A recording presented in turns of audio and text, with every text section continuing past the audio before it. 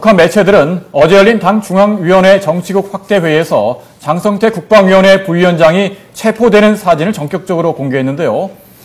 또 장 부위원장에 대해서 반당, 반혁명적 종파행위 등으로 숙청한 사실을 일제히 보도했습니다. 네, 취재기자 그리고 전문가와 함께 얘기 나눠보도록 하겠습니다.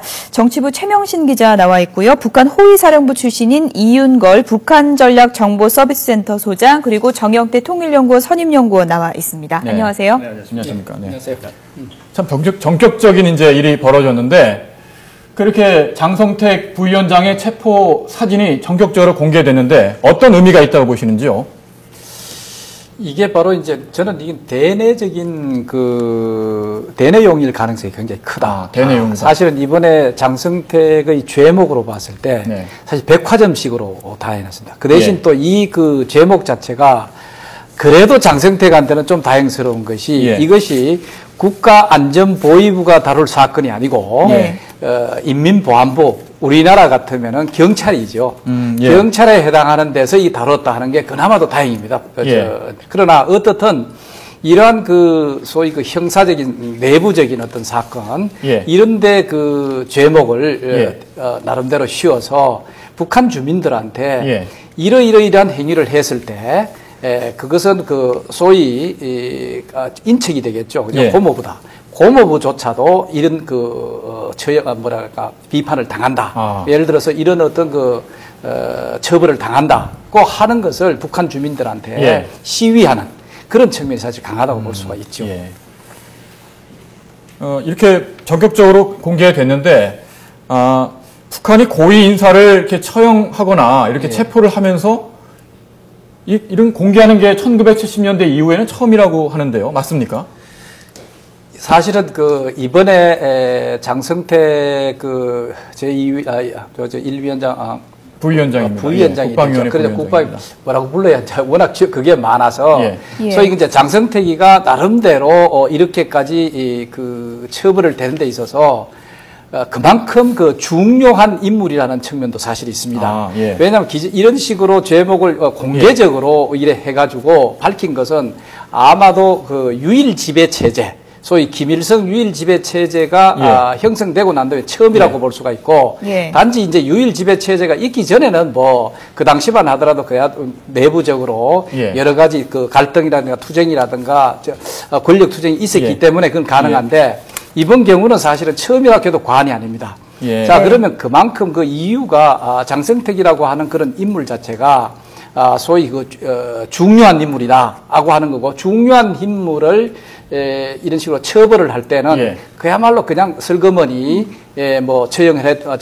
실각을 시켰다 이래 하는 것이 아니라 많은 그의 정당한 어떤 이유를 주민들이 충분히 이해를 할 수 있게 함으로써 첫째 장성택의 어떤 실각을 일부러 시킨 데 대해서 여러 가지 소랑술래 하지 않게끔 하는 그런 것을 단속하는 측면이 하나 있고 두 번째는 아까 제가 얘기 드린 것과 마찬가지로 이러이러이러한 제목들 자체가 그만큼 위중하고 그렇기 때문에 이러한 인물은 하시라도 누구라도 처벌을 할 수 있다 하는 그런 차원에서 이런 것을 대대적으로 그야말로 처음 했다고 볼 수가 있습니다. 이윤걸 소장님께 질문을 드리겠습니다. 호위사령부 이제 출신이신데요, 북한에. 지금 여러 매체에서 다양한 이제 분석과 전망을 내놓고 있는 그런 상황인데 자유북한 방송에서는 지금 처형 가능성을 거론했습니다. 어느 정도 가능성이 있다고 보십니까? 제가 보기에는 아직까지 처형했다 안 됐다 그 자체는 제가 중국 나갔다 어제 들어왔는데 확인이 되지 않는 상황이고 정확히는 제가 보기에는 일단 북한 내에서 정치국 확대회의에서 공개적으로 지금 발언하고 그다음에 저렇게 지금 사진까지 내보냈다면 아직까지는 재판 과정을 통해서 아마 조금 더 구체화시켜서 아마 처리하지 결코 그렇게 비공식적으로 이제 이령화 행정부장 그다음에 장순길 부부장처럼 비공식적인 자리에서 이미 북한 내외 고위급 간부들이 또한 반체제적인 내포하고 있는 기운을 무마시키기 위해서 일단 한 50여 명 앞에서 지금 일단 행거로 알고 있거든요. 그다음에 그 이후에 이러한 과정을 펼쳤다는 것 자체는 북한의 내부의 간부들과 동료를 일단 잠재우고 그다음에 이건 주민들이나 미국이나 중국의 북한은 바로 김정은의 나라지 예. 장성택의 나라가 아니라는 것을 보여주기 위한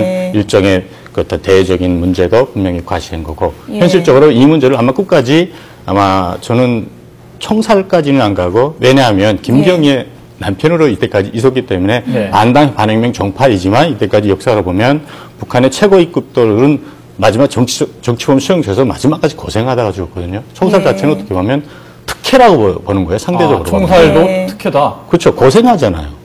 엄청나게 고생시키면서 봐라 우리 처지가 얼마나 오래 가는가를 보여주는 식으로 이렇게 계속 갔거든요. 아마 그러한 측면에서 아마 더 아직까지는 총살은 나는 확신이 그러니까 했다고 말할 수는 없다고 봅니다. 조금 전에 재판 과정이라고 하셨는데 북한에서 재판 과정이라고 하면 보통 기간이 어느 정도 되고 어떤 과정을 그거는 사항에 따라 다른 것 같고 제가 알고 있기로는 지금 최근 판단에 하면 이번에 그 장성택 제거하는 데는 당정인의 조직지도부와 그러니까 국가안전보위부 본부가 아니라 허위사령부 보위부에서 관여해서 같이 한 거로 그것도 장성택이가 중국에 갔다 온 다음부터 거의 1년 2개월여간에 계속 준비한 걸로 알고 있거든요.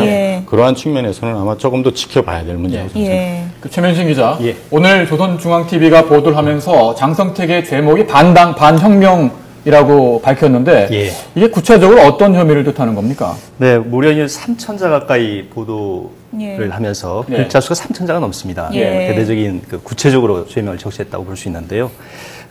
먼저 김정은 국방위원장 제1위원장이 참석한 가운데 당 중앙위원회 정치국 확대회의가 열렸다고 이렇게 보도를 했고요. 장성택을 모든 직무에서 해임을 하고 일체의 칭호를 박탈하고 당에서 출당 제명시키기로 의결했다. 이렇게 전제를 깔고요. 그다음에 장성택 일당은 당의 통일 단결을 좀먹고 당의 유일 영도 체계를 세우는 사고를 제하는 반당, 반혁명적인 종파 행위를 감행했다고 이렇게 비난을 했습니다. 그러면서 특히 장성택은 앞에선 당과 수령을 받드는 척하고 뒤에 돌아서는 동상이몽, 양봉음이라는 종파적 행위를 일삼았다고 이렇게 비난을 했습니다.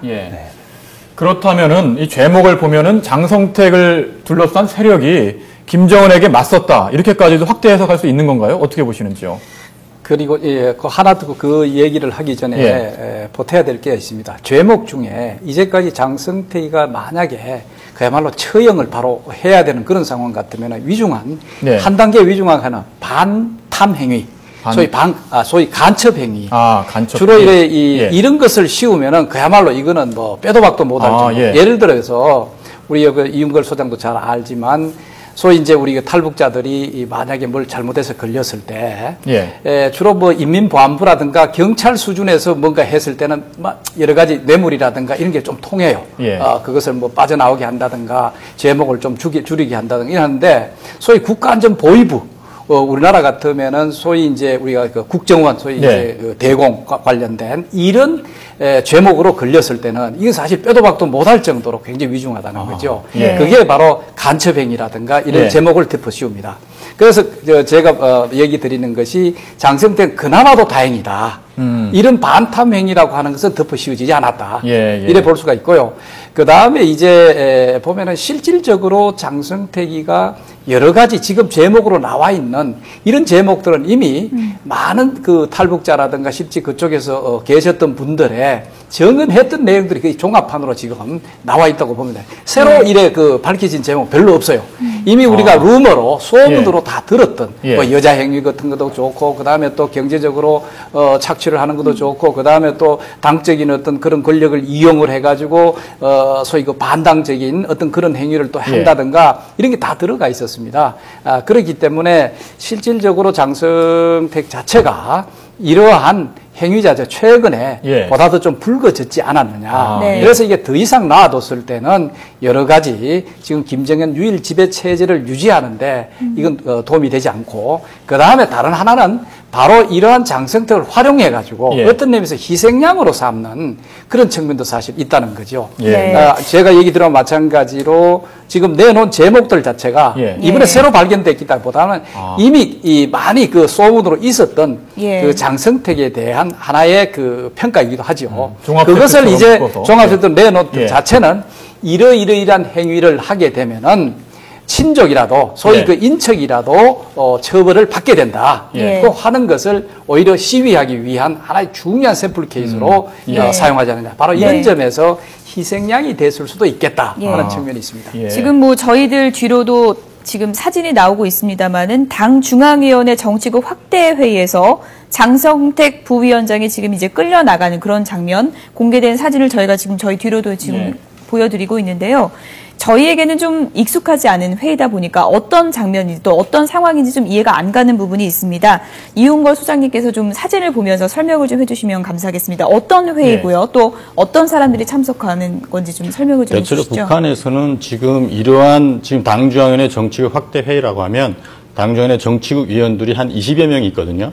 거기에 비공개로 당중앙위원회 정치국 후보위원격인 그 각 군단장들, 그 군의 군단장들, 그다음에 도당 책임비서들이 정치국 후보위원격입니다. 그 사람들이랑 같이, 그다음에 당중앙위원회 위원들까지 합쳐서 참여할 수 있기 때문에 못해도 한 400~500명 될 수 있거든요. 이 회의가 진행되고 있고 이미 이전에 이러한 회의가 진행되기 전에 정치국 상무위원회에서 이와 과정 구체적인 내용들에 대해서 합의를 거쳐서 토의를 해쳐서 지금 나온 상황이라고 보고 있고 실제 이 회의에서 김정은이가 최근에 장성택 동무는 참 나쁜 사람입니다. 이런 말이 있었다는 것까지 저 알고 있고 지금까지 지금 쭉 진행된 거 보면 북한이 이번에 장성택 그 자체를 제거하려고 사실은 김정일이 죽을 때 유서에 제가 이제 그 가져왔던 그 유서의 반당 반혁명 정파 행위를 끼리끼리 개혁 개방 정책을 지지하는 공식적으로 나오지 않으면서 이런 말이 딱 있어요.